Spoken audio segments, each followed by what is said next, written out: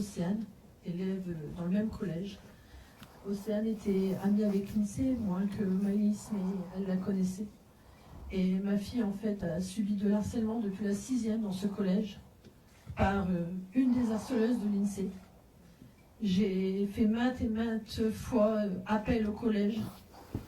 Le CPE en avait rien à faire. Il me disait que c'était des mots d'enfant, que ma fille devait se forger un caractère, qu'il fallait que j'arrête de crier à l'harcèlement. Résultat, grâce aux services sociaux qui s'occupaient de moi à l'époque, parce que je leur avais fait appel pour aider ma fille, j'ai déposé plainte contre ce CPE en citant son nom dans la plainte. Ce monsieur m'a appelé alors que je venais juste de sortir du commissariat parce qu'il avait été appelé. Il m'a insulté de tous les noms en me disant que je devrais avoir honte d'avoir fait ça, qu'il m'attendait dans l'instant dans son bureau. Je n'étais pas véhiculée, je me suis déplacée.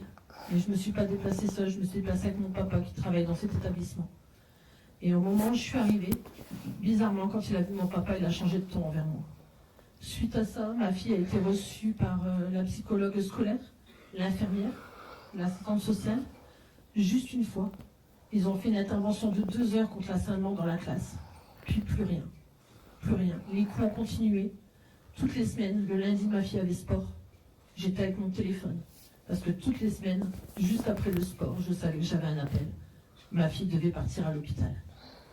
Ma fille avait été frappée pendant le sport au niveau des chevilles. Elle avait des entorses à répétition. On a dû la plâtrer au niveau du poignet, la plâtrer au niveau des jambes. Et là, cette année, elle a dû subir 2 interventions chirurgicales au niveau des chevilles.